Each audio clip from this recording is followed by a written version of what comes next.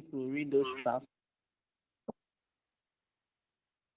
So I was having network challenges, so unless maybe Gray or any of us help with that. Yeah, great. Did you remember where exactly we ended before I gave the reading assignments?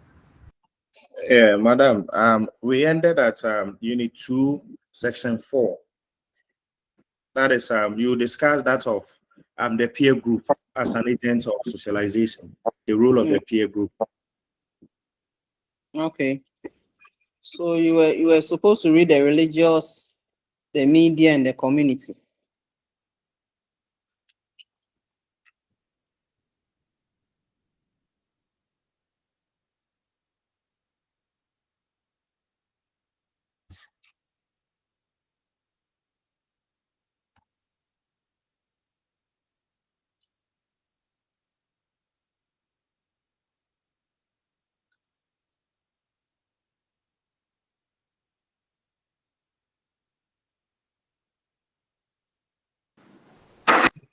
So, did anybody read anything on what Gray have said? Religious houses, how are they acting as agents of socialization?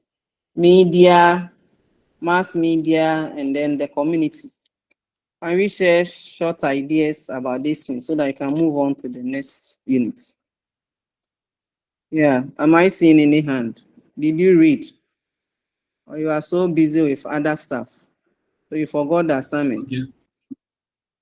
Madam, please, I read on the religious one. So you raise your hand and then I call. If not, you pay 100 cedis. So you know that. So Yes, Solomon, Madam, yeah, Solomon, give us what you read briefly. So briefly on the religious group, they provide moral and spiritual education in a sense that they instill virtues such as honesty and respect and provide role models to some of us.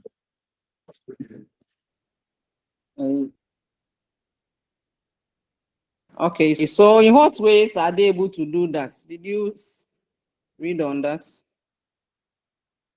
Madam, please come again.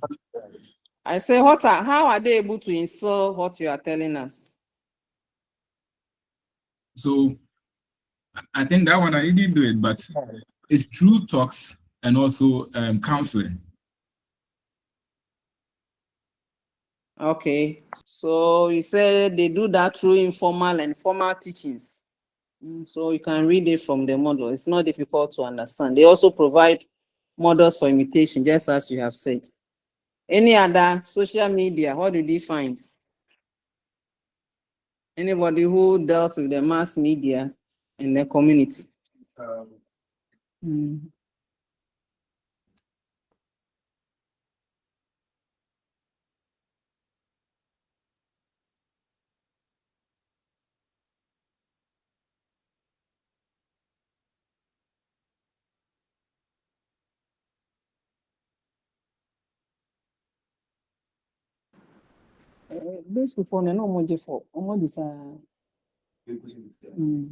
Yeah, Solomon.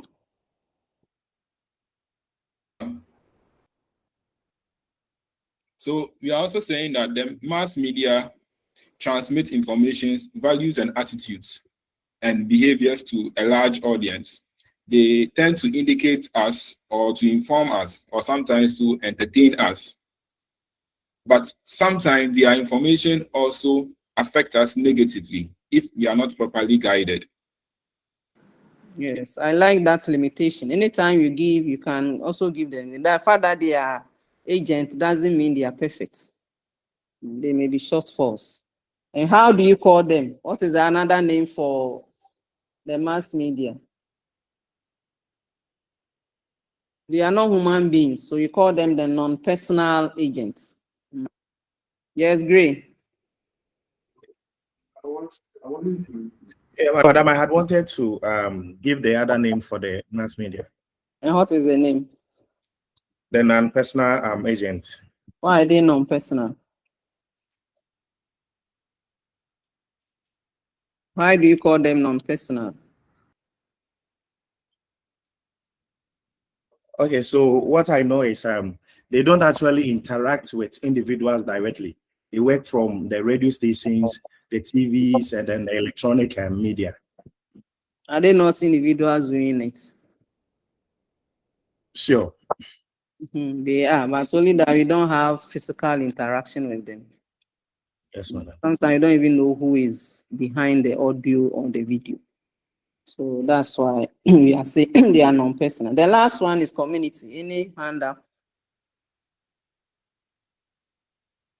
Any hand up on the community?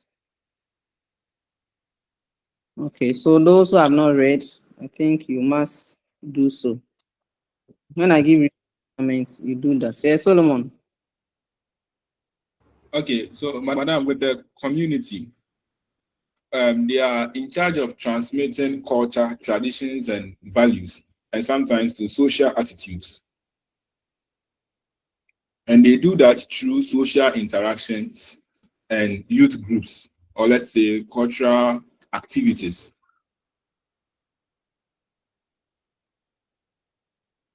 Briefly, that is the community.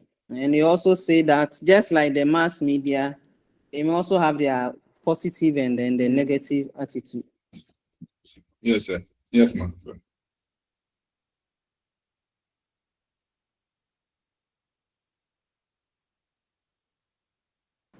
Okay, so now that you have a look at that, you move on to unit 4, session, unit 2, session 4. So we are going to run through what you mean by education, and then society, and then community. So you should know that your quiz will cover unit 1, unit 2, and unit 3. So as we do on Tuesday, you will meet on Tuesday trying to finish up. If you are not able to finish up, we meet the second week. Today's week, there will be no class. We're expected to revise, but I will not be around. If not, we'd have used the weekend to finish up. So you meet today, Tuesday, and then the following week, like Wednesday, and the following week, Wednesday. And I hope adding to whatever you will do today, you'll be able to finish. So now you move on to today's activity, looking at unit 2, session 5, on the differences between education, school, and then community. So we are going to look at the meaning of these terms, and then we now try to find out how they affect the school as a society. The school is also a society within a bigger society. So when you talk of society or community, people use them interchangeably. But what we mean is that it's a group of people who are living at a common place, so that I can easily demarcate. I was telling someone that when you sit in a crowd, and they are moving, they start calling communities. From Malam, they call Barrier, they will call Broadcasting, they will call Kaswato Boots. You don't even see the boundaries as you are a stranger. You don't see the boundary, you just hear them mentioning, and people will be getting down, and then people are joining. So people live in these societies or the communities with a certain geographical area. So where Barrier begins, ends, and then Broadcasting starts, as a stranger, I don't know. But the people within that community knows. So when they are voting, they know where they must go and vote. So that is what. So when you talk of community, we mean a location where we have children, adults, we have a social and non-social. Just as we have non-person agents, we also have non-social agents.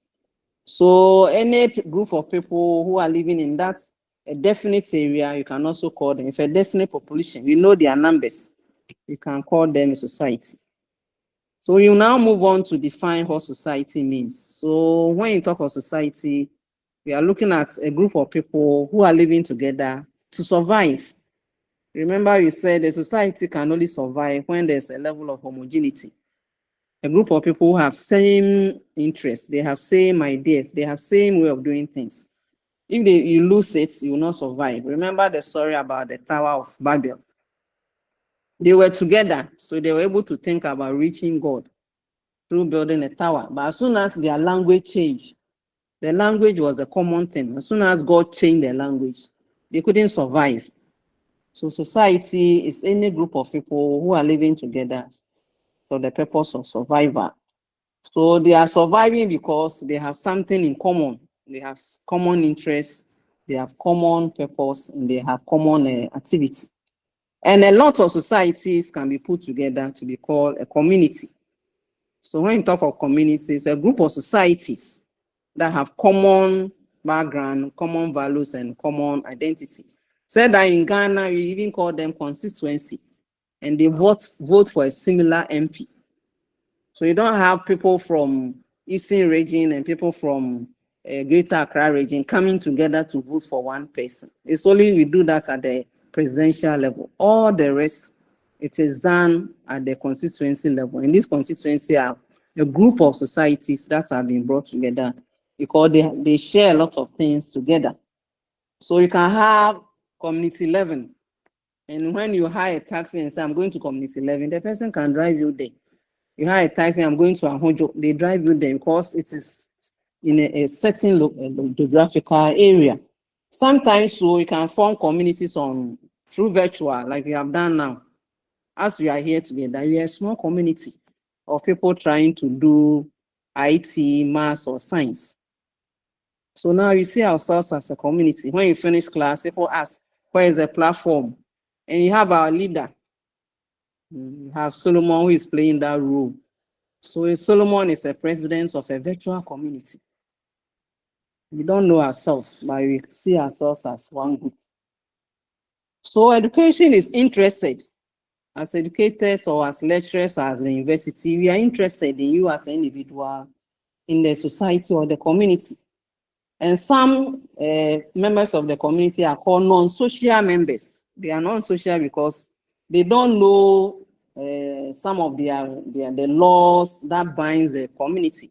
So it's the role of education to help these non-social members to learn and master the functions of the society, as well as their roles, responsibility, what are their rights and privileges.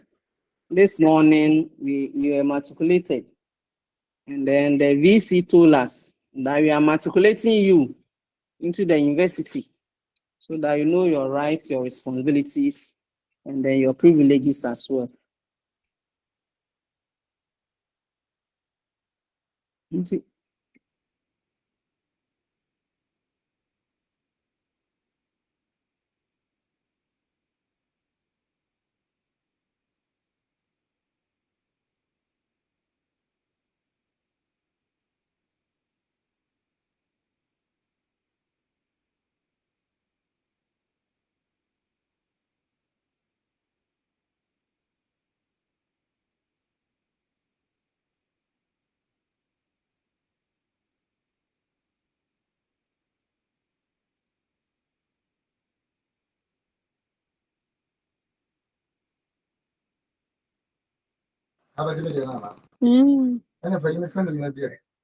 I'm here. I had a visitor, so I'll join you. Okay.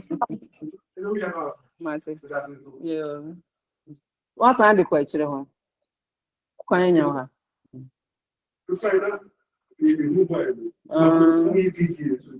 what's now? Okay. Yeah. So young people, so children are potential members of the society. As young people, we are the future leaders. They keep telling us you are the future leaders. So if they are future leaders, then they must be prepared. You must prepare them to take up these roles. You must prepare them to. So if you know you are going to take up from your father have a business, you must learn. If not, strangers will come and eat the business. That is what happens in Ghana. When you are your father is doing business, as children, you don't take particular attention. He hire other people to come and do it.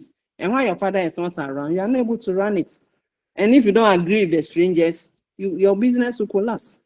So that is the non-social members of the site. You belong to the non-social community because you don't know the laws, you don't know the values and the customs. You are just part of it. So through education, you begin to know the culture. And know the culture. Remember this, you'll be repeating this phrase several times. The content of education is the culture of the people.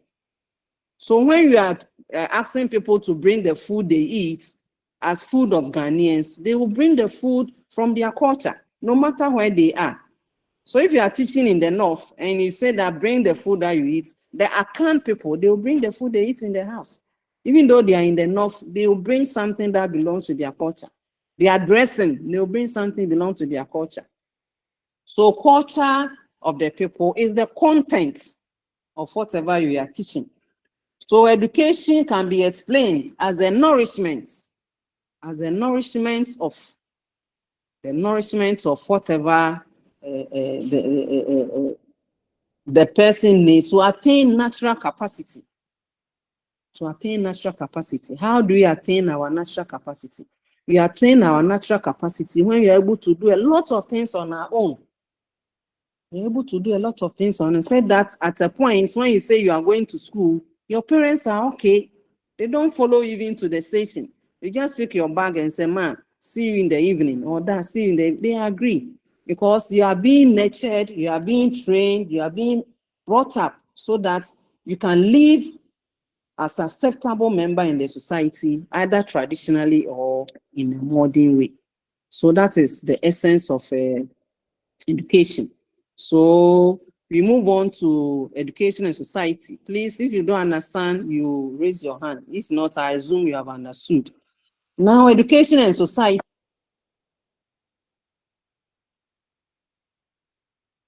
Yeah, Emmanuel.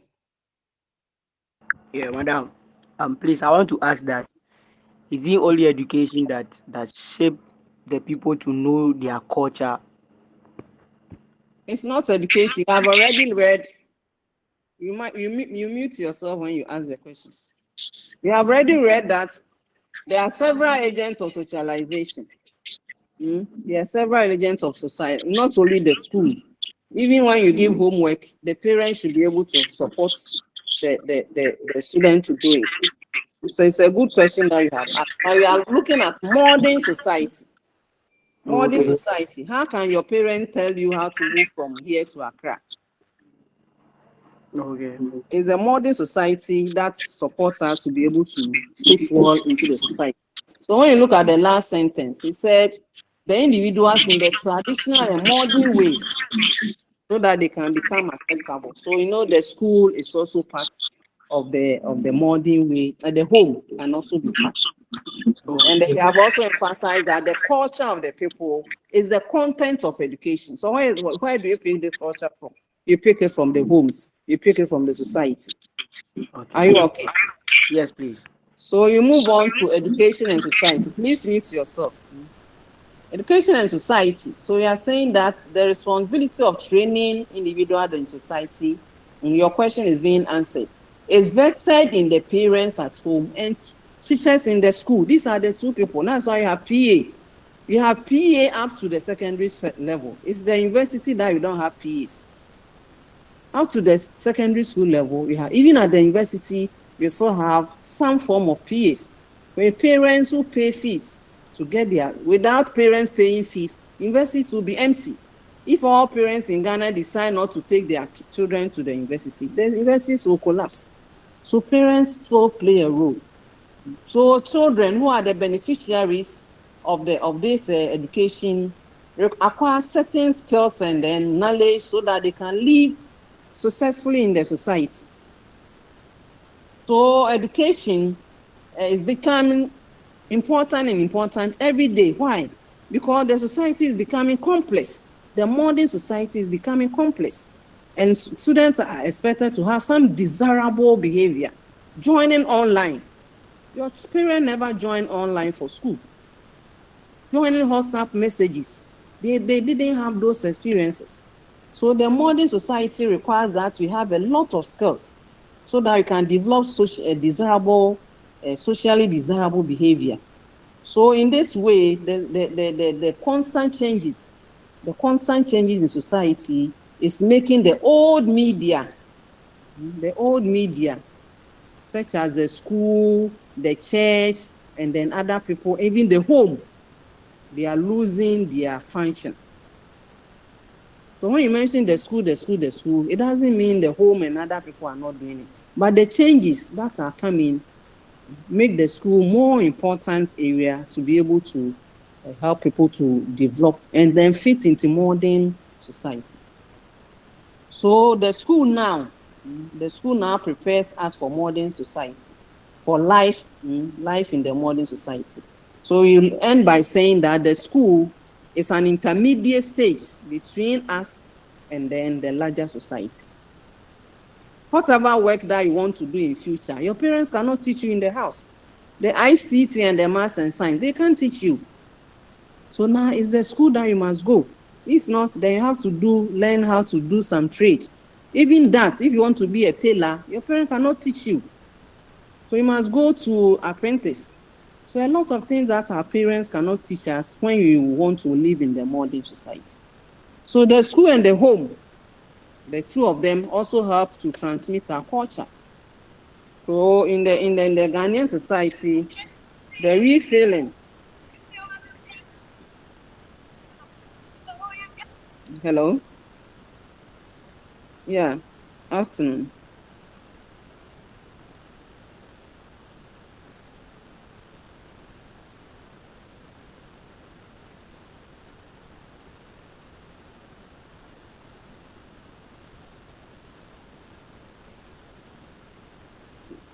We have had a meeting and you are saying that they should admit anybody who joins. So I don't know why are they depriving people from who and who? Specifically, can you tell us so that Dr. Atta can address it?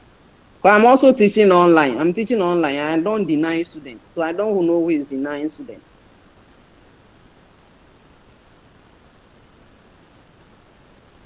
So they should just tell them that they have called, and Dr. Tanyaku says they should join. They should mention somebody they know. Maybe they are joining late, so they feel that they are in the wrong group.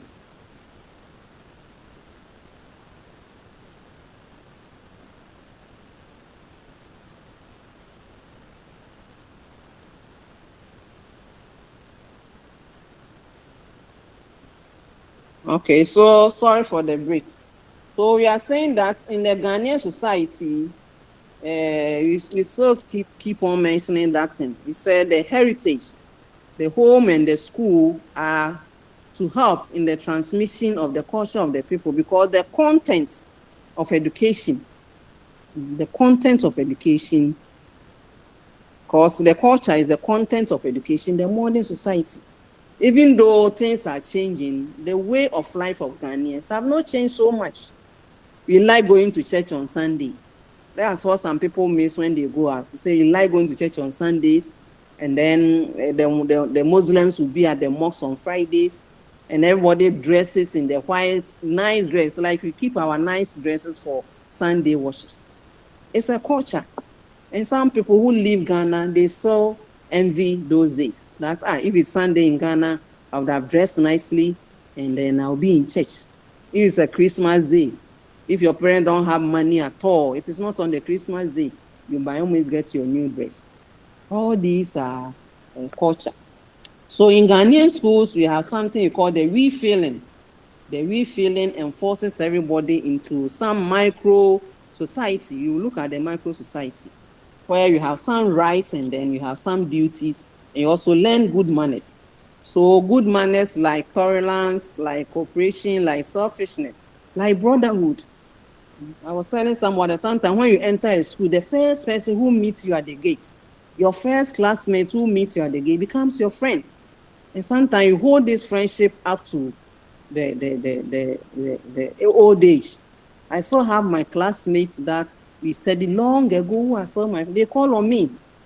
I'll be there, I'll hear a call and be, how are you? It's about 30 years ago when we finished school, but we are so like brothers and sisters. So the school also creates another society for us. Now you move on to types of education. Types of education. We have said that every society has its own type because of our characteristics. So the characteristics of Nigerians are different from characteristics of Ghanaians.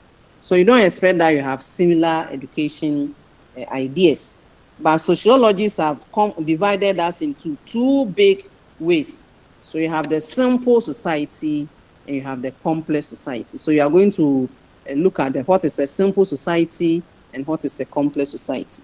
So a simple society is a one with less specialized knowledge and skills. Less like our village setting. If you go to a typical cocoa or farming village, what do they do? In the morning, everybody is sharpening the knife. You have a small stone that we used to use to sharpen the knife. Everybody does that. Everybody has a basket and then some water bottle in there. Those who want to go and cook, there are some foodstuffs, some old black bowl in the basket that they will be doing cooking on the farm because they are coming late. Then you come back in the evening, you hear everybody either cooking the fufu or the banku, you hear everybody eating. Then after that, you hear the loud voices of children playing when there is moonlight, or you hear the adults sitting outside their home. Then 9 o'clock, everybody is in the room. Routine. So that is a simple society. A simple society. The members are familiar with their thoughts. We know everything. As soon as you start walking, you know the house where you are coming from. So if there's a stranger in the community, everybody knows that a stranger has visited the community. You walk and people will be looking at you, or you are not one of them. So they learn through 4 things: direct observation, imitation, and participation. The children are educated to, you observe how your parents read. You read the same way. If you are not doing it, they will correct you. Then you identify, you imitate, and then you participate. Then when you are grown, they will say, Solomon, now you are of age. Read this part and make it your farm. If you're able to sell things, then you get married. You continue life like that. So that is how it is done in the simple. What about the complex? The complex society, there are a lot of things, like I'm telling you now, a lot of things that your parents cannot teach you. And therefore, you need to move to a specialized area. So here, it is the training and responsibility is invested. It's invested in some people. And these people are teachers. And then some people are called an area that we call a school. So it's a specialized area where knowledge are transmitted from one generation to another in a special place we call a school. And that school, that is where you go if you want to have this form of knowledge that you can use in a modern society. So the school is a complex society, and education is a formal activity. And the culture of the school is not carried out by the school alone. Like the question that our brother asked, it's not carried out by the school alone. We have other people who help us to do that. So the family is one, the religious house is one, the peer group is one, mass media, just as we learned last Tuesday. All these are part, because the thing that the child is supposed to know are many, and therefore the school cannot do it alone. The family cannot do it alone. Religion house cannot do it alone, because the knowledges are specialized. We need some knowledge as to how to calculate mathematics. You must come to the school. You need some knowledge how to prepare Tozafi. The family must be there. You need knowledge how to conduct yourself and read the Bible and even play flute, organ. Some people do learn how to play organ and other flute in the church. You must go to the church because your parents will not have the set of instrument for you to learn how to play drums in the house. So people learn how to speak, how to use the mic. How many of us have mic in the house because our parents bought them? We learn how to talk through the mic at the church. So these are specialized knowledge. So the school is where we organize, formally organize, and then we are also separated. Sometimes you need to be separated from our parents to be able to get this type of education. So in the simple society, everybody lives in the same community. But in the complex society, we have to sometimes move to the boarding house. 3 months, 2 months, we have not seen our parents. Some of us, we are lucky. Our parents visit us every day. Some of us, we see them when you are going to school. You see them again when you come back. The school creates a separation. So in a complex society, we say that the gamut of knowledge and skills that you are supposed to master is so great and wide that the family alone cannot equip us. So the young ones have to move to where the education is given by specialized people we call teachers, and in a specialized area we call a school. So that's the difference between a simple society and a complex society. We move on to the school as a micro society. Why is the school a micro society? It's a micro system because it's made up of several interactive actors.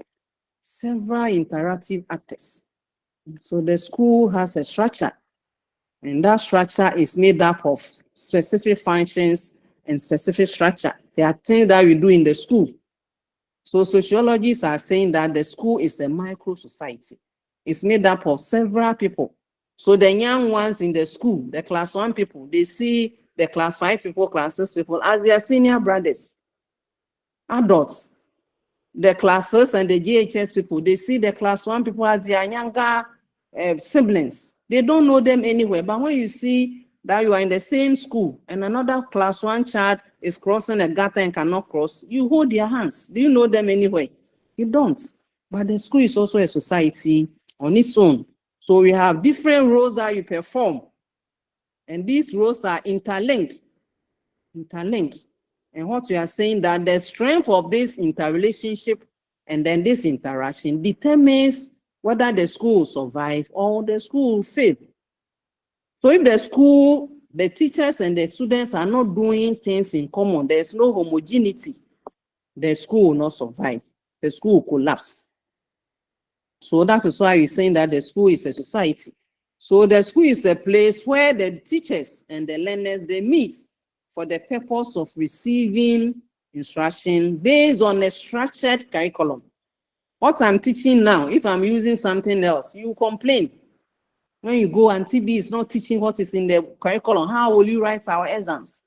So everything is structured so that at the end of it all, you can do your BECE, you can write your WASI, you can do your end of semester exams in the same manner. So we have structured knowledge. You can't do anything anyhow. Then the school has certain characteristics too. Certain characteristics. We are saying that sometimes the boarding house and in the universities, they have some of these things. Even in the day schools, one, we have definite population. Every head teacher knows the number of students in the school. That is what they use for capitation grants. Every head teacher knows there's also a social network. We have parents, teachers, we have teachers and students, we have girls, boys, we have boys, you have girls, a lot of network of relationship. We even have the occultism when you move to the secondary schools, and all these are things that shows that the school is also a society. Then we have authority. We have the class captain, and we respect them. We have the boys prefect, we have the girls prefect, the house helps, then the house captains, and everybody respects them. Just like we have a president, the whole of Ghana, we have all these authorities also in the school. So we also have threats from outside. What are our pressure groups? We also have them in the school system. You know the school that we will play games with, and there will be a fight. We know them. They are the threats from other groups. You know them. So that is that on the school as a micro society. Now you move on to something that's one of the structural functionalists. When you were reading the structural functionalists, you mentioned some sociologists that believe that the society should be full of solidarity and then stability. One of them is Parkot Parsons. We have come across this name before.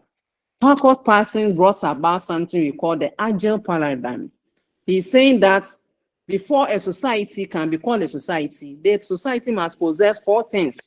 He mentioned the things as adaptation, goal attainment, integration, and then latency. So we are going to look at these 4 things that Parsons is talking about. According to him, he's saying that a society or a basic unit must be of 2 things. And the thing that he's saying is that there should be a status role bundle or complex. Status and role. You must belong to a society or you must belong to a structure. So that is what he's calling a status. What is the structural status of this society or this social system? And once you are in that status, you must have a rule. You must have a rule. What the society wants you to do or what the structure wants you to do. So in the school system, you have the teachers and you have the students, and everybody knows his role. If you give you a class captain, you know what you must do. If you give you, even in the virtual community, Solomon sometimes come to me. The other time that my mic was not coming off, he will call me as you are waiting. Like I had a visitor, he would have called me quickly until we are not hearing from you. So there are structures, and he knows the role that he must play. So what are these 4 things? 1, there must be adaptation. Within every school, you must have the capacity to adapt. So whether you like it or not, this year, our level 100 students, you are going to adapt to a lot of things. You are going to write your quizzes online. You'll be told very soon. You'll be told you are going to go to the center. So if you don't have a phone, someone come to my office today that he doesn't have a phone that supports link. He is using YAM. Please get a phone from now to the exam day. Get a phone, because we will not print any questions for you. You go to the exams hall, you open your phone, then you answer your questions from your phone. Your phone should be able to have a battery, good battery. So if you don't have it, start looking for borrow one from your father or your mother and sign it on the examination day. Level 100s, these are the new things that are coming. You must be able to adapt. You must be able to, it is the capacity of the school to interact with its members in the immediate society. You should be able to adapt to the internal and then the external. Because if you are not able to adapt, the society will collapse. So any school that does not have mechanism in dealing with such environmental challenges will not survive. So you have environmental challenge with our regulators. Level 100 must be in certain areas. So if you don't have any burden for that area, the students have to join online. It's a challenge they thrown to us. And we are trying, and students are also trying. Some are even joining online today, but they are here. At least they are here today. So that is adaptation. Then you move on to goal attainment. Every organization that does not have a goal should not survive.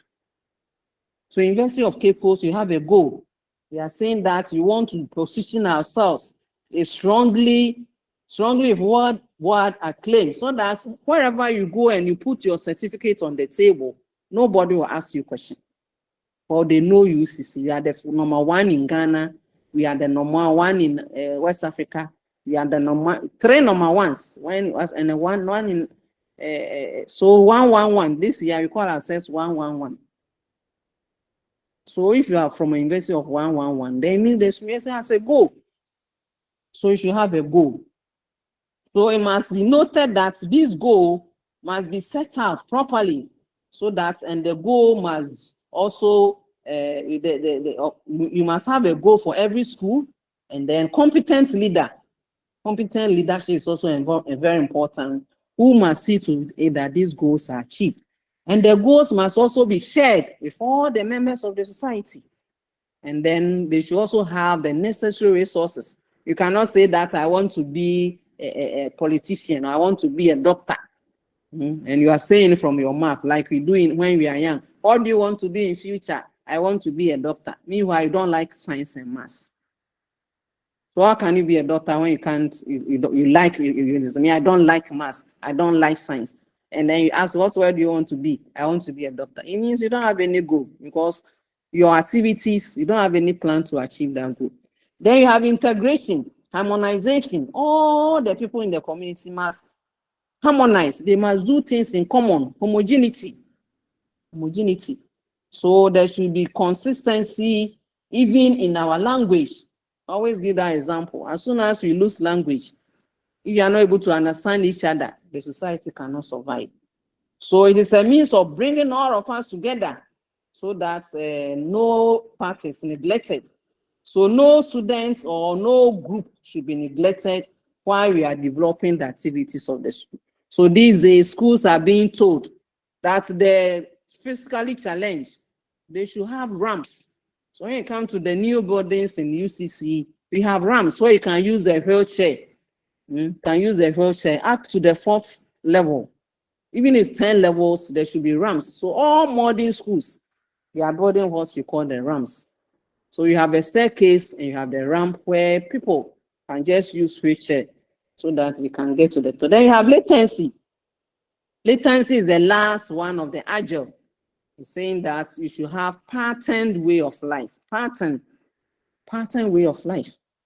People should know what they are supposed to do at any time. So that's why we have the timetable. So people know when to join what class. Supposing you don't have a pattern way, then how classes go on? So latency is very important. So latency is a pattern way of life based on culture. Based on culture, you want our students to have the best. So every subject is given a slot. If you don't do that, we lose our identity. You can't have a class, can't have any EDF class when there are no timetables so that people can join. People are teaching anything at any time. You cannot join. So these are the 4 things that we have learned as far as the school is a society. So when you look at these 4 things, you can say that the school is also a society because we can adapt, we have goals, we have integration, and then we have parting ways of life.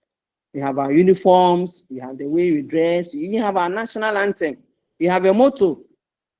We have a motto, even at a school level. So we move on to Unit 4, Unit 2, Section 6, and we look at the social roles of a teacher. So we are looking at sociology of teaching, and I've said several times that if you don't have these skills in sociology, all of us here are sociologists, because we are learning how to manage the social relations and social links and other things. So if you are teaching so well, but your classroom, you don't have any knowledge about sociology, it will affect the performance of the students.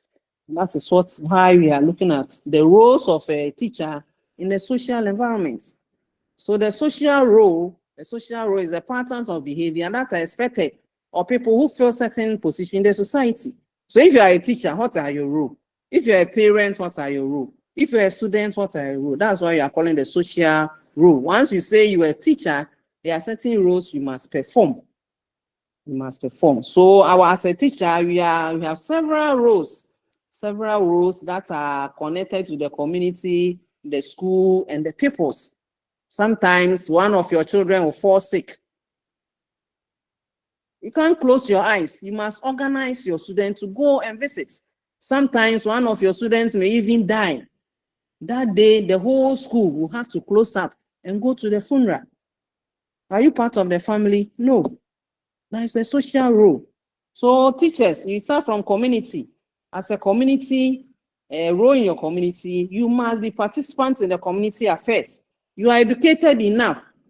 So when they are conducting any affairs in the community, you must work. In the church, you must be part of the, if you don't even know how to sing, you can be the secretary to the choir, Pharisees, help in the organizing. You have to be volunteers in a lot of welfare organizations. So community secretary, teacher, you have to be called. So if you're a teacher and they say they want secretary, they say, oh, teacher, madam, obey secretary of mine. Oh, say, she can be a secretary. So that is one of our roles. Another role in the community is we are surrogate middle class morality. People look at us. If parents are drinking and they are gambling and they are falling into the gutter, you can't do it. You can't. You can't do that because people see you as being a surrogate morality. Yes, thank you. Madam, please, can you display the parts of the slides that you are reading because it's still at goal attainment? Okay, sorry. Goal attainments. I have pushed you, so check your phone. I have moved. I'm now at Unit 2, Section 6. So tell your phone to move as well. So teacher as a surrogate of middle class morality. So as I was saying, you should be an example of good values, very good values. You should be a person of correct speech, good manners, modesty, prudence, friendly. People want to see all the good things in you as a teacher. You can't do what others are doing because students are looking up to you. Because if you are doing the bad things, they will think that you transfer them onto the students.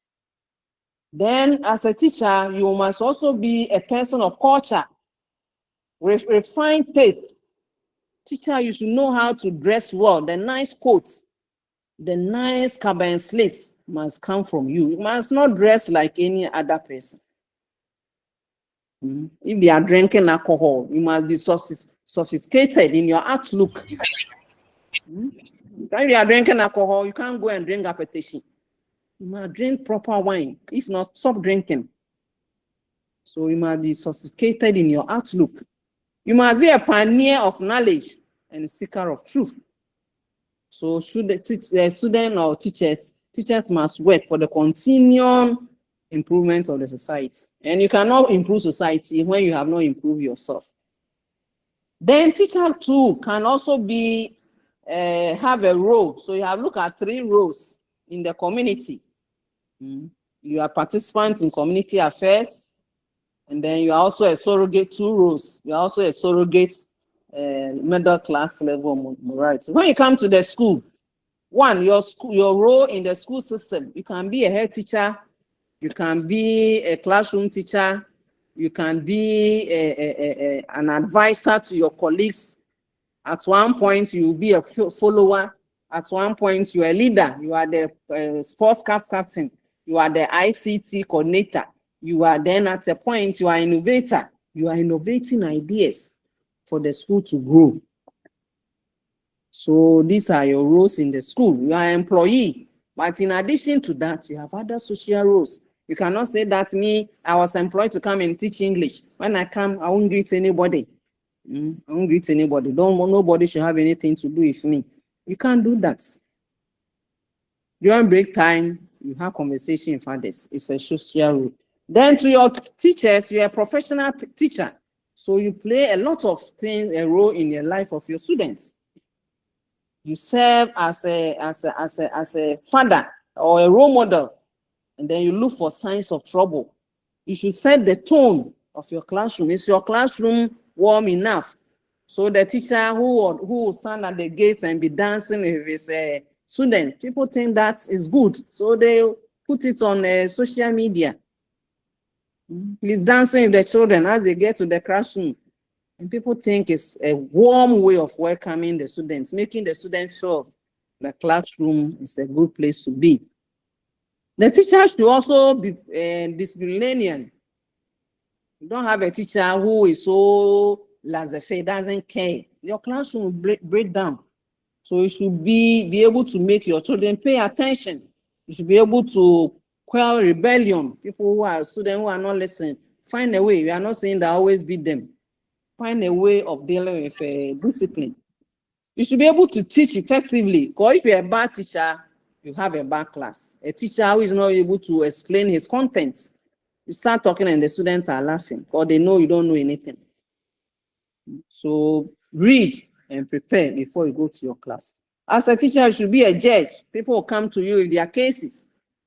Teacher, have you seen that Solomon has knocked my head? Have you seen that Solomon is seizing me, he's calling me? I have a class, they were calling someone. He has a big head, so they're calling him the Raid. And so he come and Santibi, they are calling me Raid. So what is Raid? They say, my head is big. I went to warn them, the whole class, and they are laughing at one person. You must judge what is right and wrong between the teacher and then the pupils, so that things will be peaceful. As a teacher, you must be able to keep secrets. Some people will come to you and then share their secrets with you. You must be able to keep it. It shouldn't be okru mouth between you and your teachers. You must build trust so that people can confide in you. You must also be sympathetic. Then please mute your mic, please. Then as teacher, you should also be parent substitute. Don't say that me, I came to teach. I don't care. If I've closed. No, you are wrong. You are a parent substitute. So parents should look up to you. You should praise them when the praise is you. You should comfort them when it is you. You should show affection. You see a child sitting alone in the class and you don't care. Walk to her. What is wrong? Why are you not going out? Maybe he's hungry. Get some 5 cedis for some achumo and water and keep her going, and then give her the attention that you need in class. So men will become fathers, and men and women will become mothers. To become mothers. So how you dress to class, is very important. I have had some level 400 students coming to me, Santi B, you like the way you dress. You are going to copy when you also go out to teach. Role models. I'm not there to show dressing, but they are picking the dressing. I'm not there to teach. So now I become conscious of what I wear to class. For some of them, after the class, they will come and talk to me personally. See, we like your dress today. So these are role models. It's unintentional, but they are learning from you. So what are you teaching so that you don't make sure that you don't teach the wrong thing? Because you are middle class morality. Middle class, they look up to you. You should know that we have some areas that we cannot perform fully. Know that we can't be all the areas in fully. There are some people in the school, they are very disciplinarians. So when there's anything wrong, the person is teaching in class 4. They say, Mr. Gazi will come and meet you. Call him, this boy is misbehaving. There are some people who behave like mothers in the whole school. So when there are issues, it's Madam so and so we are calling. So people have individual differences. So some of them see their role as a friend. Some of them see their role as children. Some of them see their role as. So we are individual differences also affects our role performance. But in a nutshell, we should be able to perform all these roles. We move on to 6.2 and look at social structure of the classroom. Our classrooms are made up of social beings, social interaction. Remember, we said there's an interrelationship, interlinks between the school, and the school has a network of social interactions. So we are going to look at the classroom. I remember I gave you a homework. I've not forgotten all the homework. Because of time, sometimes I forget.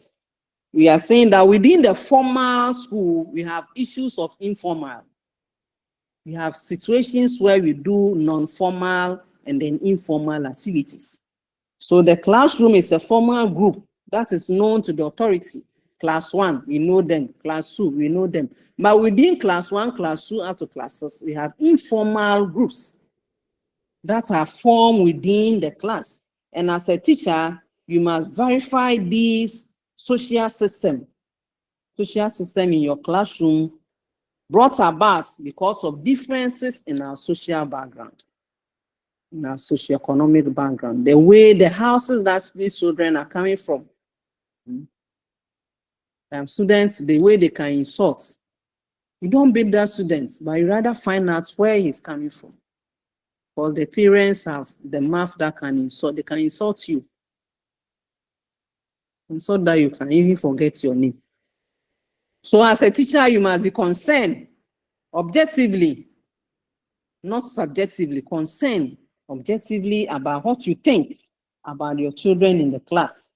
So how can you do that? I don't know whether I gave you assignment to look at sociometry and then sociogram. Sociometry and sociogram. We use the sociometric techniques to understand the various constituents in our classroom. So how do you do that? That is the figure we have here. So as a teacher, you need to observe so that you know exactly what the social forces. So you can do that for the first time and repeat it again to find out the type of forces that you have in your classroom, the type of social forces. What are the background of you? So that when you are selecting a leader, you know who to select. So that when you are grouping people, you know how to group. You should understand why some people want to work together all the time. You should understand why some group, nobody wants to work with them. I think I've ever told you of a story of a one girl in my class. When I group, they say nobody wants to work with her. They don't. The person that I paired up, the girl came to cry. And she doesn't want to work. That day, the lady was not in class. So I had to call the class council and find out why. That person, we call that person a neglectee. A neglectee. Nobody wants to work with them. So what do you do? So we are saying that in a sociometry, we have one. So what you do is that you write names. You take a piece of paper and you write each member of the class, each member. So if there are 20, you are writing everybody's name. Then you give it to the children. Maybe they take it home. And then they select the people they like most and bring it back to you. Or maybe one morning decide not to do anything. Every member, or you ask every member to write their names. You group them. Then you give it back to the children. Select what you like. So they will select. So the person that they will select most, that person, you call the person a star. And that person can become the class captain if he has good morals. Then if you have two people selecting each other, you call them the mutual pair. They select each other. So you compare and you see that two people have selected Gray and then Solomon. Solomon will select Gray, Gray will select Solomon. You call them the pair. Then you have someone nobody will select. So they'll bring it back to you, and that person, nobody have selected him. That person, you call him the isolates or the neglectees. We call them the isolates. The isolate that they don't choose anybody and nobody chooses them. So who is your best friend? They bring it back to you. They don't choose anybody. And nobody also chooses them. Meaning they don't like people. People also don't like them.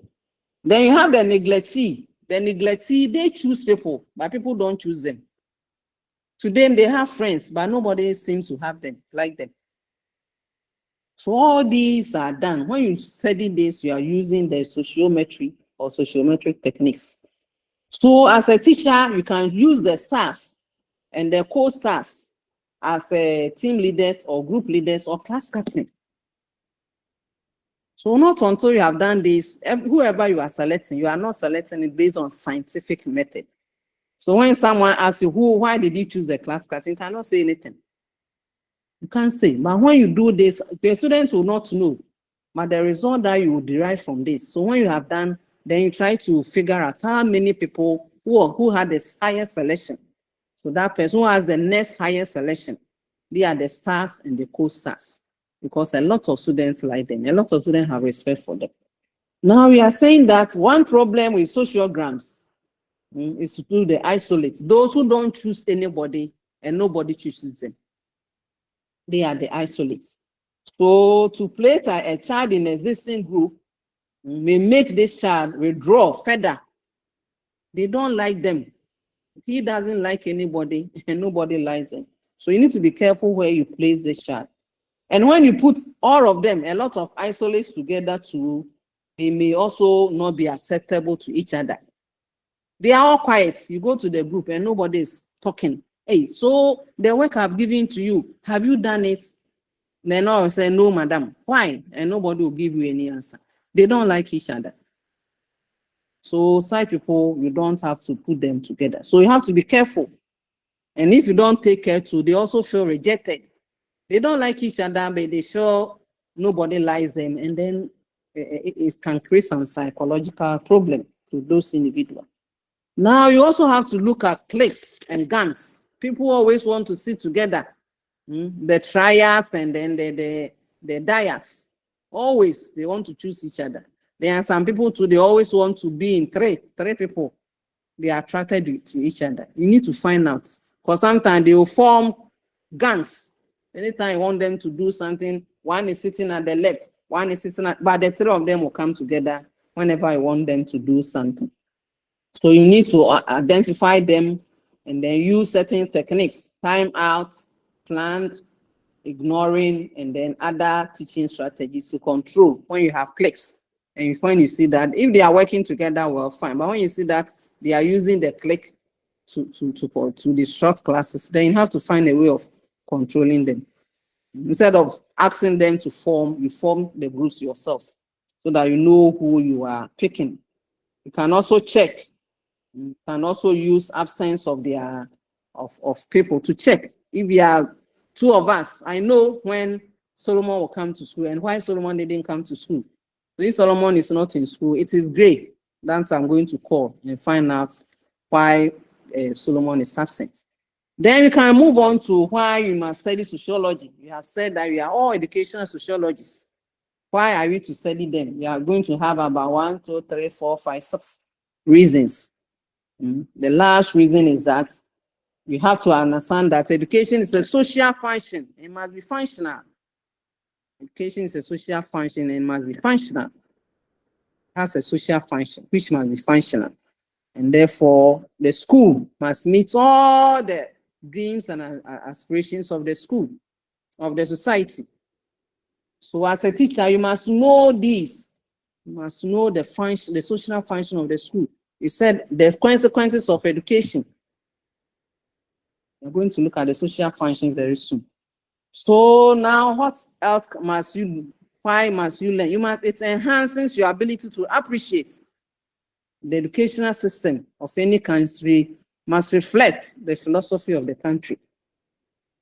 So if you are a teacher and then you argue, oh, the school in Kenya or is better than that or in Ghana, it means you are not talking as a sociologist. If you make that general, if you are doing that, then you should give us reasons. What are the philosophies behind the type of education that you are looking at? So as a student, you must understand that or as a teacher, every society has a goal. That is the education must achieve. And that goal must reflect. It must reflect the philosophy of that society. So if the philosophy of society is to train Ghanaians who value culture, then culture must be taught in the school. If not, you have Ghanaians who are educated but don't know their culture. So that is why as teachers or as students, we must understand sociology. Now let's move to number 1. And we are saying that you should understand sociology because you must know that the sociology of education forms a component. So the school is a component of the entire educational system. And they are related to one another. We keep on saying that the child that you see is not just a child. It has a lot of people behind him. And you must understand that. And if you don't understand that, you'll not be able to work hand in hand with them. And if you don't do that, it will also affects whatever affects the school will affect the development of our society. So we need to learn. So in addition to the contents, you must understand the society. You must also appreciate and understand that the culture or the contents of education is our culture. So wherever you are teaching, you should understand their culture, respect their culture, and infuse it. You can't be teaching in a northern school, and because you are you're always using fufu as an example. People will not understand. They don't eat it. If they even eat it, they eat it once. They are eating the tozafi, the wache, and you are also giving different examples. So what you are teaching should be part of the culture of the society. It also helps us to understand and study education scientifically, in a sociologically, diachronologically, and then synchronologically. In a you compare. The other time you said you should compare. You should compare. That is all they can tell us. That education must be studied in a comparative manner. It also helps us to understand that education is an instrument of change. Society is dynamic. Society is dynamic. So whatever is being done today, that is why these days we have the professional learning communities. What you are learning now will not be useful 10 years to come, but the professional community will allow you to learn new things. So change is part of the society, and as a teacher, you must try to come along this change. So the way we dress, our food, we like fufu, but we cannot travel with our mortar and pestle. So we have fufu powder, we have konkonte powder, we have even banku powder. So those of us who will travel and still want to enjoy our fufu, we have the opportunity to do that. So the society is changing. Some people think that, oh, need fufu is not fufu. For some of us, as soon as we can turn it and then add soup there, it's fufu for us.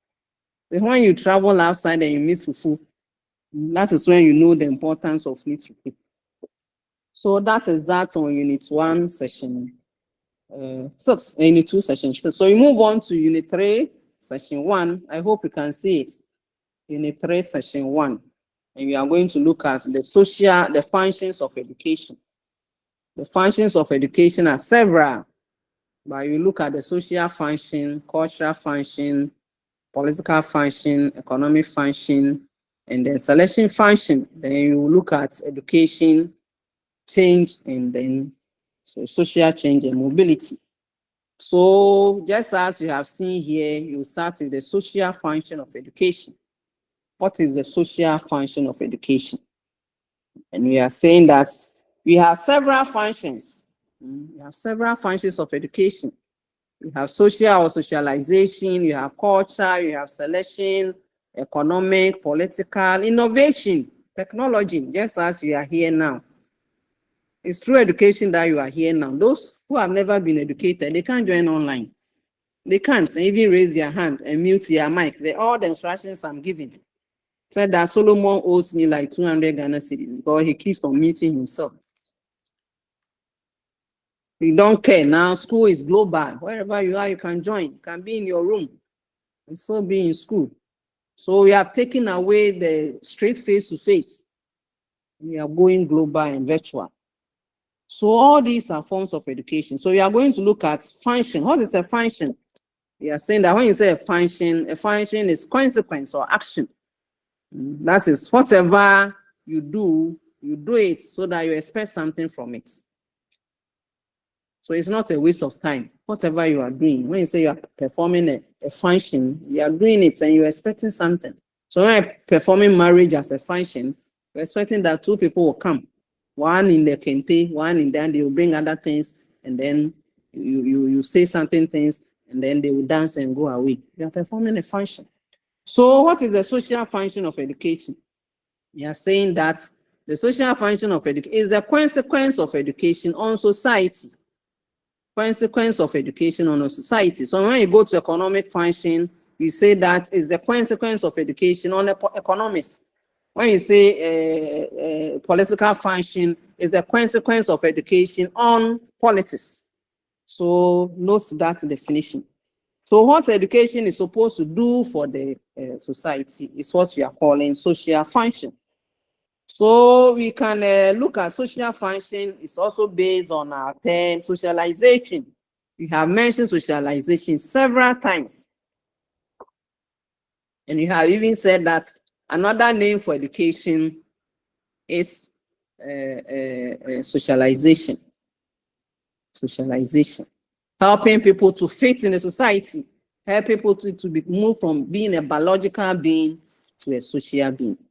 So Merton, 1972, as in Musgrave, is saying that the social function has to do with the consequences of education on the development of the society or the impact or the influence of education on society. And I always use funerals as an example. Our elderly uncles and grandparents, when they are going to the funeral, some of them, they are in their cloth. Somebody went to India and was wearing the cloth, and the Indian children were laughing that he is wearing bed sheets. They were laughing at him. The man is wearing bed sheets. So 6 pieces, big cloth, and the men will wear it like the Asantehene style. Asantehene is always in that style. Most of the Asante, they are in that style. But what are students doing these days? What has education does? Most of our young men cannot do it. So now they use black. The issue is that I attend funeral in black. I can't wear that cloth. So I'm in my black t-shirts and black trousers. It's an adaptation, and it's an impact of education on society. So sociologists describe and explain, but they don't prescribe. We just explain, I can do it this way, that way, but you don't force it. Don't force it on people. So the role of education is about what education does and what it and not what it should do. We are trying to the role of education about is the role of education is about what education does and not what it should do. So Parkot is saying that Tarkot is saying that the main function of education are two. The main function of education are two: socialization and selection. He went on to add that the most important one is selection, because it helps us to allocate individuals based on achievements and merits. So some friends of you could not pass their English and maths and science, and they are not in school. They are not in school. If you want to do a medicine, you should have your straight A's. If not, you cannot be there. So education helps schools to do selection. So those who have higher education will have the jobs. They will have the jobs. Those who don't have education at all, they will be doing the cleaning jobs and messenger jobs. So now you move on to the functions of education, social functions of education. We are saying that the school is a transmitter. The school is a transmitter of knowledge and academic skills, reading, writing, academics. But they also have functions.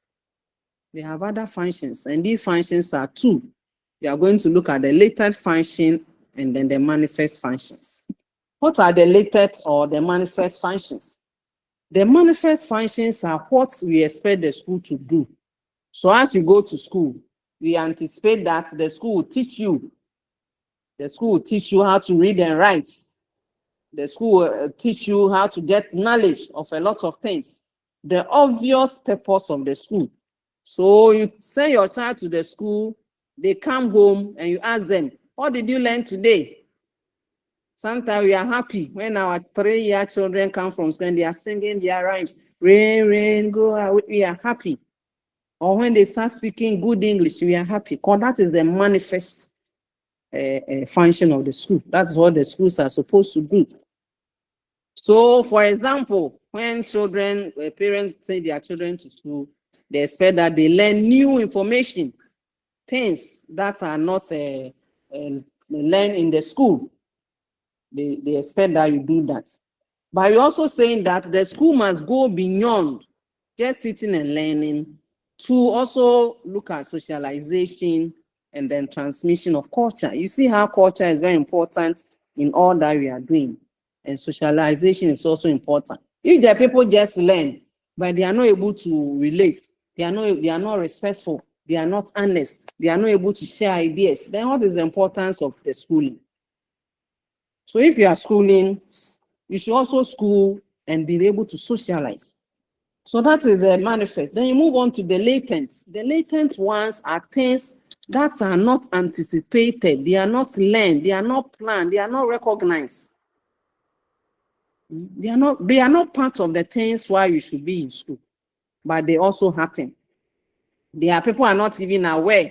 It doesn't come to our mind straight away. Sometimes you see two people in a school, they sit together, and the way they act, a boy and a girl, they don't know each other, but they like sitting together. Then people start saying, hey, you and your boyfriend, hey, yeah, husband and wife, we are matching them. We are creating a match. And before you are aware, this joke that we started, I have people or 2 or 3 people who are married because of that. Sometimes 2 new teachers, they come to school. Hey, people begin, hey, husband and wife. Hey, where is your husband? Hey, where is your boyfriend? Then they will marry. So it's a latent function. People choose their partners as they enter primary school. Some people will be given a toast. Oh, you were classmates at the JHS and we went to the same secondary school. If you went to the same university. So now they are married. It was not part of what they went to the school to do. It's not part at all, but it ended up like that. Then we have so you have talked about things that are not happening. So getting a partner in the university or secondary school, or even among ourselves. It's not part of why we are here. I have seen platforms. I was once on a student platform, and they will share their invitation. 2 students, they are getting married. They'll come and share invitation. A lot of them is happening these days. They didn't buy the forms to get married, but they have met their partners. So it's a latent function of education. And we are moving on to say that either latent or manifest, it can have both positive and then negative. Either latent or manifest, it can have positive or negative. So we are going to look at 3 things. So we are saying that both manifest or latent function can be seen in 3 ways. It can be defunctional, it can be ill-functional, it can be more functional. So note these 3 terms. Within the latent, we can have manifest, that is dysfunctional, manifest, that is ill-functional, manifest, that is more functional. You can also have latent function, that is dysfunctional, ill-functional, or more functional. So what is dysfunctional? Dysfunctional is when education is not organized or it is not meeting the needs. We say go and teach. You have been employed to teach, then you go and use your class to run politics. The whole day you won't teach the children. It's dysfunctional. You are not doing what you are supposed, the curriculum is asking you to do. So as a teacher, your activities are dysfunctional. Then we have infunctional. Infunctional one are the functions that bring about good results. Good results. So dysfunctional one are negative ones, undesirable. You don't train people to go and become armed robbers. But they tend to be. Nobody send a child to school to become an armed robber. The child finished secondary school, he's smoking, armed robbery, everything. So the aim of the school has been dysfunctional. But you have a functional that produces good results. Then we have more function. More functions are weak. They are positive, but they are weak. We have a teacher who cannot teach well. Even though he's in class, the children are there, but he cannot teach well. So her activity is more function. That one, we can correct them. We can give the teacher some training to correct. So now you move on to some latent functional. As for what the school can do, we know reading, writing, transmitting culture, values are all part of the things that the school must do. By now, you want to look at things that are unanticipated, things are not planned, things that are unintended. What are some of them? As a teacher, there are certain things that you must know. It's not part of your work, but it is part of what you must do. That is good. That is a functional activity. One of them is a custodian care.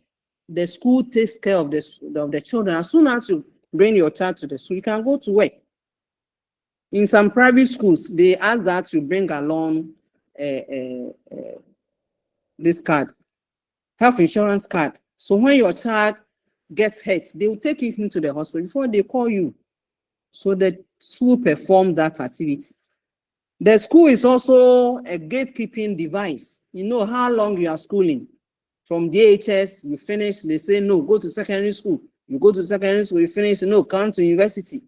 We are doing that so that we don't have a lot of people out there who are not working. So now that you know that you yourself, you don't have a degree, you don't even go looking for a job. You don't go looking for a job because you don't qualify. So when we do that, we are doing the gatekeeping role, which is a good thing for the government. Then you have marriage markets. We have talked about that already. You can get your partner, the teachers. You can also get your wives when you teach and teach well. When the children, I'm not saying that perform the dysfunctional one. Sleep with them when they are not grown enough. Wait, when they are finished and they are finished university and they are looking nice, as a teacher, you can marry one of them. Marriage markets. Then the school is also used to help us establish ties. We're able to establish ties with others. We establish ties with others. Can you see where I am now? That's what I'm seeing. Yeah. You can also establish ties with others. You can make friends. You're able to make friends with people. Can you see my slides? Well, for someone complained. Okay. So we can also make friends with others. So as you are here, you get our partners, you get our friends as well. Yeah, so I'm friends with my people I finished school with long ago. So we establish friends. Sometimes you get politics. When you go to parliament, you see one MPP, you see one NDC. Why do you think that when they finish, they go together and take tea? And Ghanaians will say, they are classmates. They are classmates. But one is MPP, one is NDC. They'll come and argue. Then after the parliament has closed, they will drive together and go and eat their fufu somewhere. So they are friends. They are already friends. Then you have the dysfunctional one. These are the good ones, 4 of them. The last 4 is the ones that the schools are also doing that may not be the best. The dysfunctional one.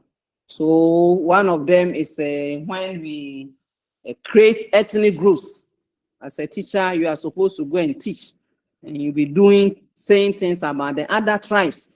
As for the Asante people, because one Asante man did something to you, so you are using it against the whole Asantes. So all the Asante people in the class, they don't feel comfortable when you come to class. It's a dysfunctional activity. Employment, unemployment. You finish school and you are not getting jobs to do. It's a dysfunctional activity of the school. Then when every community wants to have a school, every community wants to have a school so that the school will be named after them. And then they want their people in the community to attend that school. So that if you are not part of that community, you'll not be able to attend that school. It's also a dysfunctional activity. So on that note, we are finished with the social parts of function of education. We have went through, we have said that there's the consequence of education on society. And we have looked at 2 types. We also remember that Parkot is saying that there are 2 important functions, socialization and selection. But selection is very, very important because it helps us to put people in the right places. We have also looked at types of function. If you have looked at the manifest function, you can see. Yes, madam. Sorry, that's why I kept asking. Somebody said it. Maybe I got lost. Let me share it again. So you have looked at the manifest function and you have looked at the latent function. And you said the manifest ones are the ones that is important to us, but the latent ones are ones that are not planned. They are not anticipated, but they happen, like meeting your partner. Then we said these 2 also have 3 areas: you function, dysfunction, and then more function. And we have ended by looking at some of the 4 things that school does. That is very good, even though it is not part of the activities. We take care of the children, we do gatekeeping, we create marriage, markets. We also create established ties with friends. From the same school, we have lifelong friends, especially those of us who are born alone. Those of us who are born alone, you can get family members from our classmates. We are moving on to the culture. I'm trying to share. I think it's taking time. Some of you have the model, you can come along. Cultural functions of education. The cultural function is also seen as what's the consequence? The consequence of education on culture. So what is the cultural function? The word culture is derived from a German word, culture, which means civilization. So when you say you are cultured, it means you are civilized.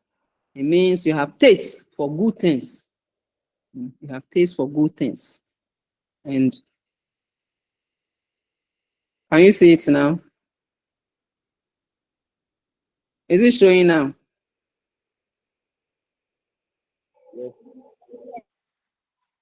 So those who don't have model, you should ask your friends. The soft copy is available. Get it. Or if not, you cannot write your quiz. So when you are sophisticated, you are cultured. So according to Nell, 1996, Nell is saying that when you talk of culture, it means it is the shared way of, total way of life, the shared total way of life of the people. The shared total way of life of the people. So culture can be said as a total shared way of life of people, which include our language, our morals. Our moral, what do you think is good? What do you think is bad? It's part of your culture. Drumming and dancing, folk tales, the food we eat, our dressing, even our housing. They are all parts of culture. Culture includes elements that makes the society, the essence of the society or a social group. So when you say culture, that is, so when you lose our culture, we are losing our identity as a society. Culture also includes our symbols, the symbols in our kente cloth. It's part of our culture. Our the chairs our kings sit on, the skins our northern chiefs sit on. They are all symbols. So when you go to a place and they have put that chair there, you can't sit in it because you know that that chair is for a chief or a king or elderly person. So in societies, you don't sit in any chair in functions. You don't just enter and then you go and sit anywhere. That chair, the way it has been designed, tells you that it belongs to a special person. So it's a symbol. Then our language also comes in. Then you move on to the fact that the ultimate aim of education, wherever, is to make sure that we have certain patterns and behavior that is good to the society, that the society has accumulated and also used. So we believe that education is transmitted, or these items are transmitted through education, are also part of our society. We have said several times that the culture is the content of education. Our culture is the content of education. So the cultural function of education, therefore, is concerned with all the issues that are concerned with transmitting culture, preserving our culture, innovating culture. Innovation. Now young men are using black to show their top and down for funerals so that they can be smarter instead of the cloth. That will fall down, you have to put on it several times. It's an innovation. Education is also, what education does, or the role of education is also helping cultural development and cultural empowerment. We have not thrown our culture away. Our dancing and drumming, you have not thrown it away. You are modifying it. Now, dancing and other things are being learned in schools. So you have graduates who are dancing. It's not about the ordinary people. Graduates are learning how to dance. Some of our culture, some of our traditional dances. So that is the role of culture in education. Now, let's move on to the basic characteristics of culture. And we are going to look at about 7 or 8 of them. Culture is organic, means that culture belongs to human beings. Without human beings, there are no culture. And culture is super-organic because it is lifetime, beyond. Even when you are dead and gone, people will still get married. They will still pay their dowry. They will still be in their kente cloth. It means culture is super-organic. It outlives us, continuous. I don't know when we started eating fufu, and we are still eating it. I don't know when you started eating yam fufu. When you started eating our akle, and we are so fond of it. Our flare and the fertility, we are so fond of it. Then culture is overt and covert. It means we can see some of them in material terms. We can see others in non-material terms. So the tattlers and then the hoes, they are tools. It's part of our culture. And then our beliefs, they believe that when someone is dead, I asked one class, so I'm also giving you an assignment. Why is it that we organize waykeeping? Why is it that we put the dead body on the bed? Why can't we just go and bury them? Why do you have to stay awake? Why should people gather around someone who is dead? Sometimes even when you are alive, we don't do it for you. But when you are dead, we do it. Why? And why are we doing it every time? It's a belief. So what is behind this belief? Find out and come and tell us. Culture is also explicit and implicit, means that we can explain some of them. Some of them we cannot explain, like the example I'm giving you. Some of them we can explain. Why waykeeping? Why do we sit with the body the whole night? In the mosquitoes, and then people are drumming and dancing the whole night. Some people are not doing it, but why do you? Those who don't even do it, 4 o'clock they will put their body in bed. So let's find out. Culture is ideal and manifest. It means that when you say culture, is the way we behave or what they have to do, and it involves what people actually do. When there's a funeral, red and black and other clothes, unless maybe Sunday, when you put on a white cloth. Why do you do all those things? Because culture is ideal and manifest. Culture is stable and dynamic. We are still eating our fufu, but we are now changing it into powder so that you can carry this along. All that you need is in sushi, hot water, and your fufu is ready. So it is handed from one generation to other, but it can change. It can change. Sometimes directly or indirectly. Sometimes you meet other people.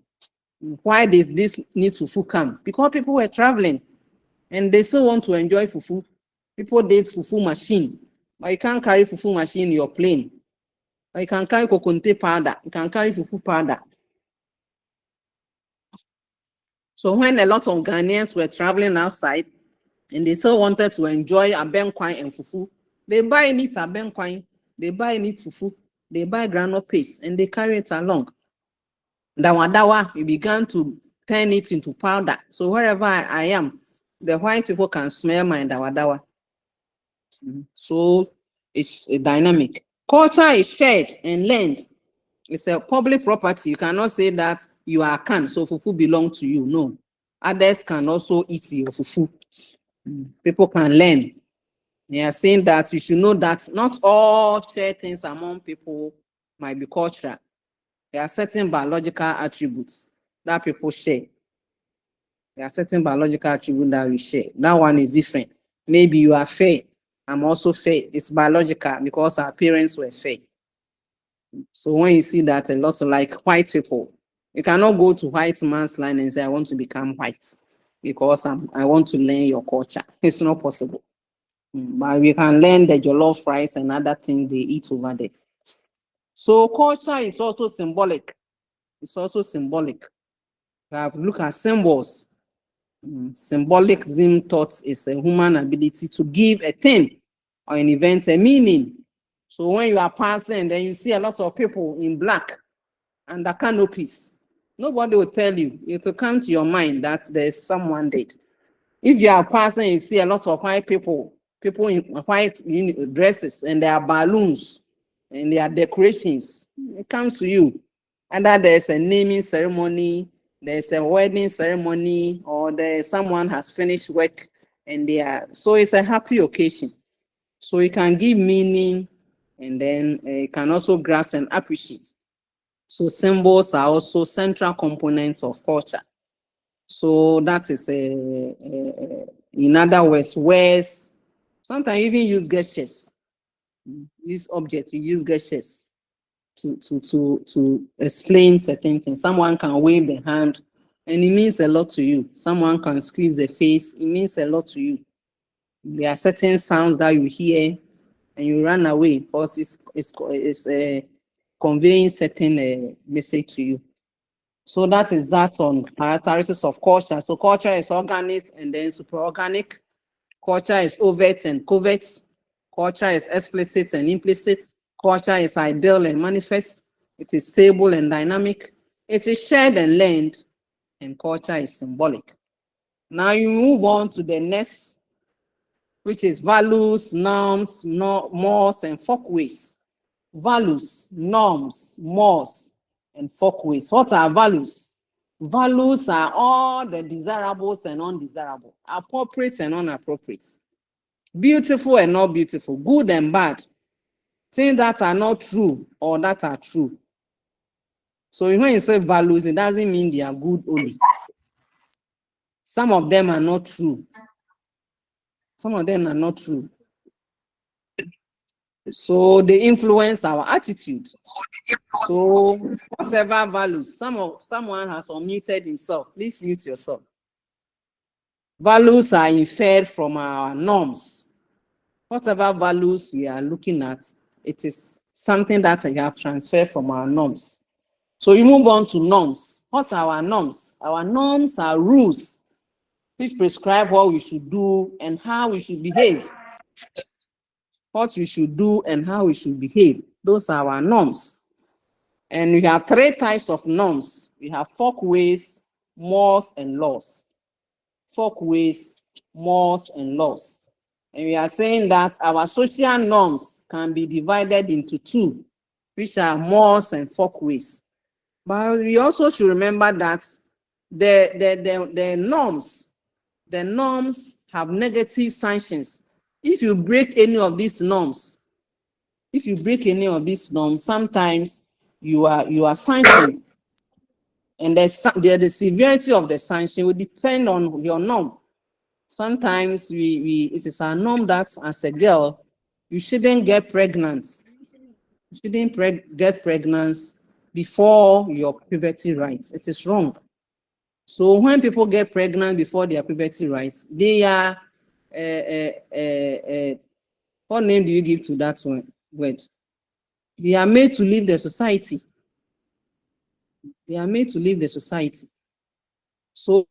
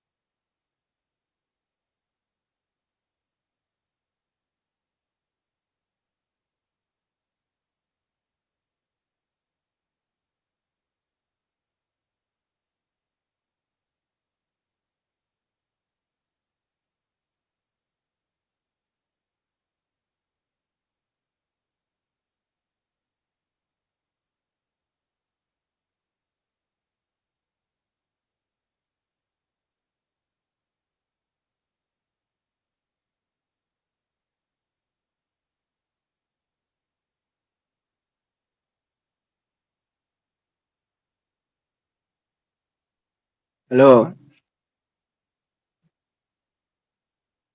Yeah, kindly be patient. Madam will join shortly. Okay. It's like Auntie had an issue.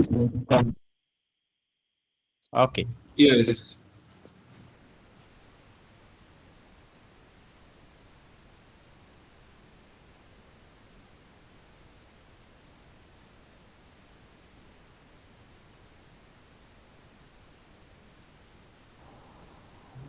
Please, you're not hearing.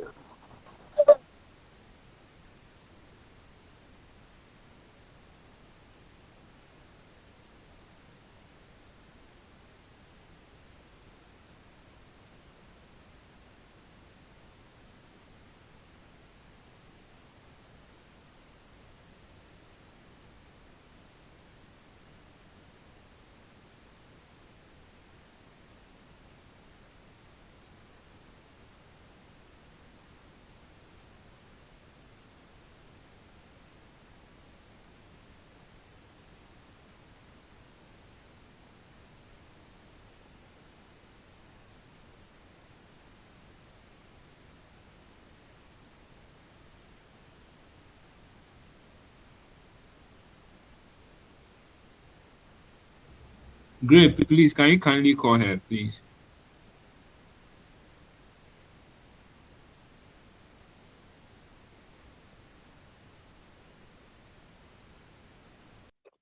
Maybe she had an issue with her network.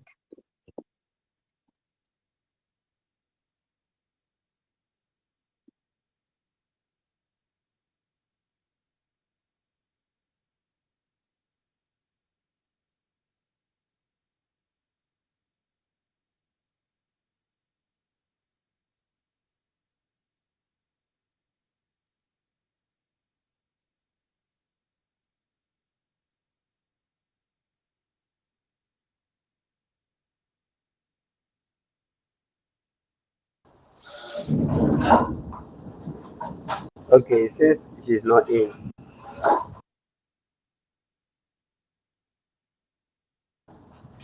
she made mention of some of us having the model. Please, if you have it, kindly share it for us. Yes. I'm sending it to the various IT groups. So if you are in one of them, you can download it.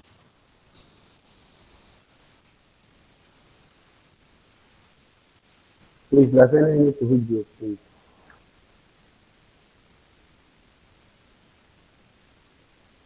Mathematics for Brother, computing, software, lettering, and typography. Those groups.